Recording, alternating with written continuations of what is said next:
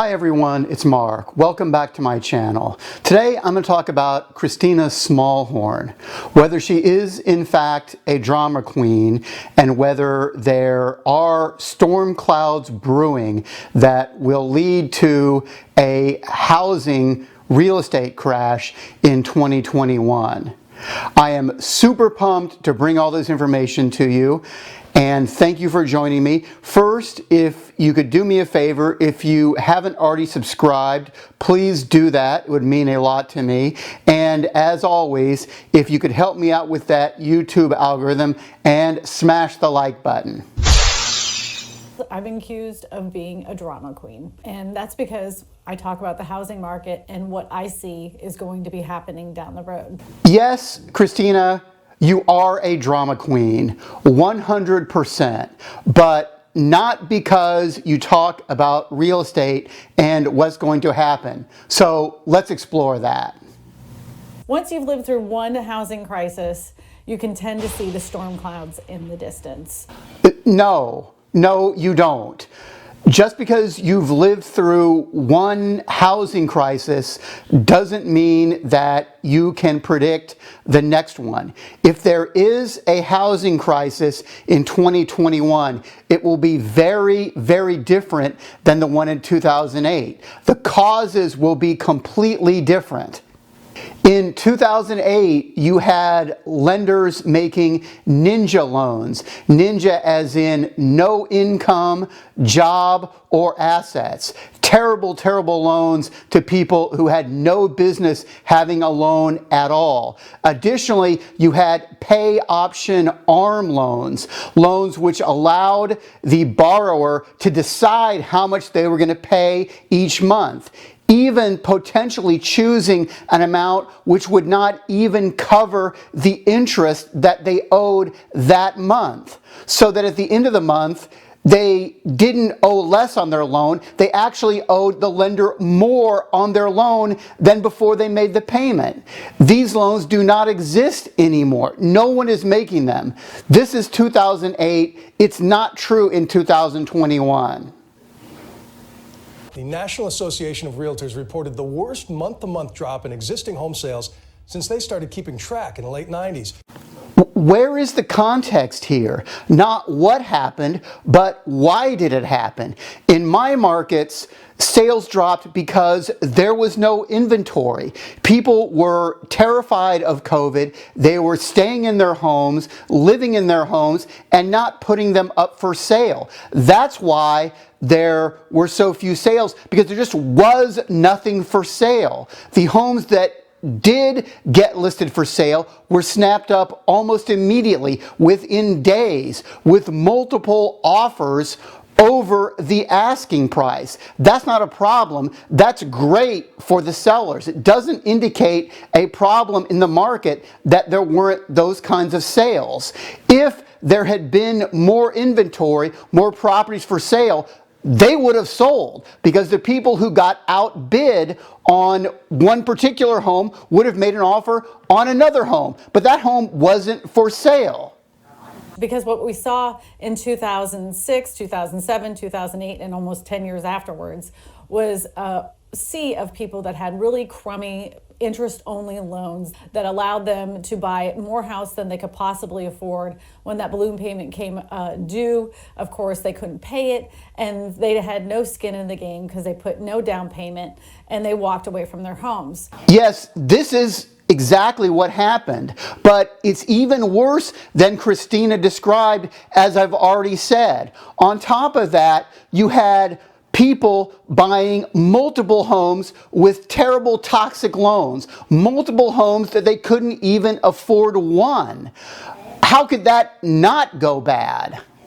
If you have unemployed people buying multiple homes, then yes, you can expect that to go into foreclosure when they don't put any money down, they have no equity in the house, and they haven't placed any money into the house. They have nothing at risk, so yes, it will go into foreclosure. But this was 2008. These loans and these problems do not exist in 2021. They were saying, oh, it's going to be fine. You know, there's only a few people that have the few of these loans.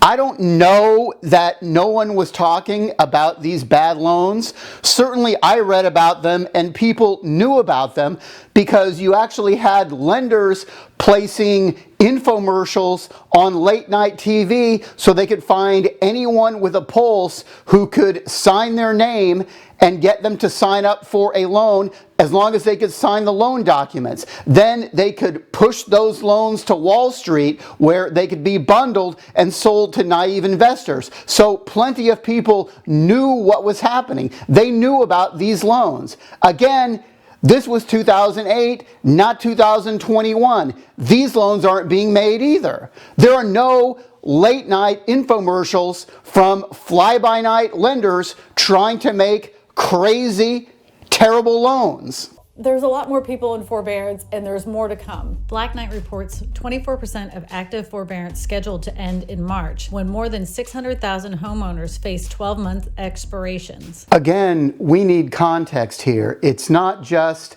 how many people have taken forbearance, it's about why and what's going to happen in the future. A lot of the people took forbearance because they lost their jobs because of COVID.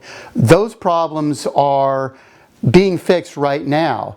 Over 3 million people were vaccinated in one day last week. That's only going to ramp up. When COVID goes away, businesses will reopen.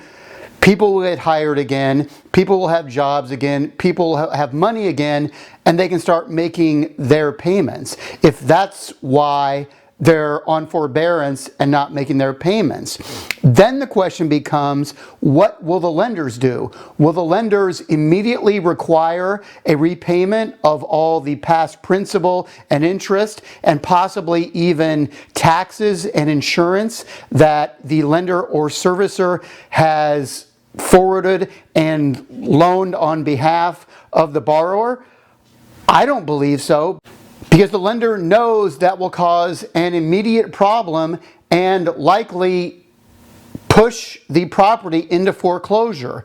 Lenders don't want that to happen. Lenders are not in the business of owning property. They're in the business of making loans, servicing loans, and making sure those loans get paid off. So the lender is going to do whatever they can within reason to make sure that the borrower can keep making their payments. They're going to modify the loans. They're going to possibly forgive some of those back payments and interest, or they will extend the loan. My belief is they'll do what they can in order to keep the borrower in the house.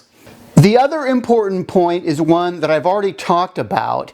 In 2008, people had no equity. They hadn't put any down payment down on the home. They had barely owned the home for any time, so they hadn't made mortgage payments to reduce their loan balance. That's different now. People in 2021 have a huge amount of equity. You can look at this chart and see that the amount of equity that people have in their homes has gone from approximately 45% in the 2008 to 2012 range to over 65% in 2021. That gives people a lot more options. They can refinance or they can sell the home conventionally. They don't have to go into foreclosure or a short sale. Those normal sales, if they do happen to take place, will not put nearly as much pressure on the housing market and on reducing home values as what happened with all the disaster sales in 2008. One final point. I already talked about the lack of inventory and what that was doing in terms of reducing sales.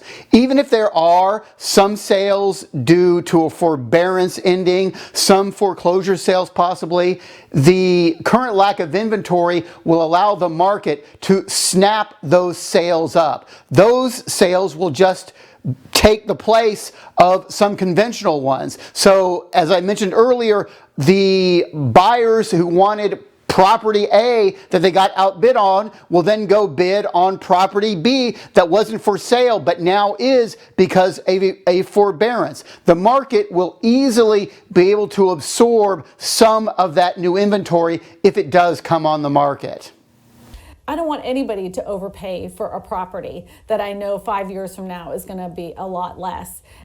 This clip summarizes the problem with this entire video and with investors in general. Kristina has no idea what is going to happen with the overall real estate market in 5 years, nor any individual property or any investment of any type at all. And I don't know either. However, if you force me to make a bet on where real estate will be 5 years from now, I would still guess higher. Because even though it's been very hot recently, real estate tends to go up over time. It may have its ups and downs, but if you look out in the future, real estate prices are going to be higher. It's just a question of when and how much.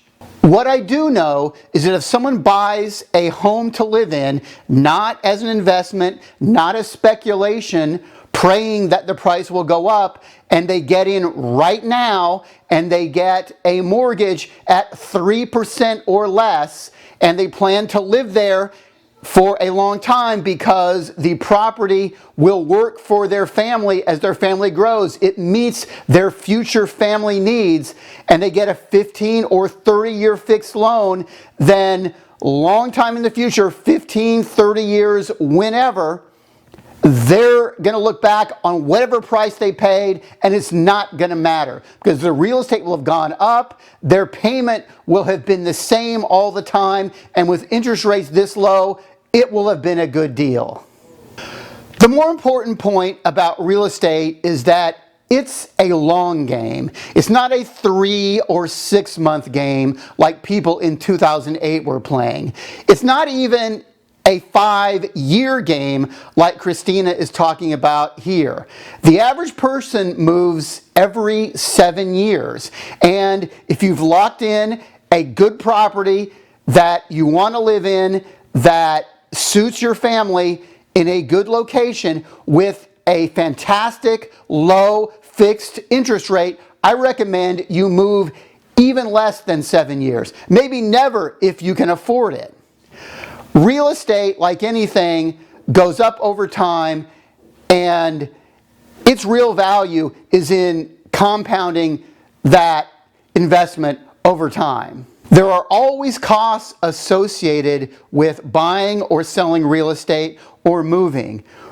The real value in real estate comes over the long term, 15 years, 30 years, or longer. That's what I think about real estate in 2021 and Kristina. If you've made it this far, I would appreciate it if you would engage with me. Leave a question or comment below. I do read all my comments. Until next time, this is Mark. I'll see you, and thanks.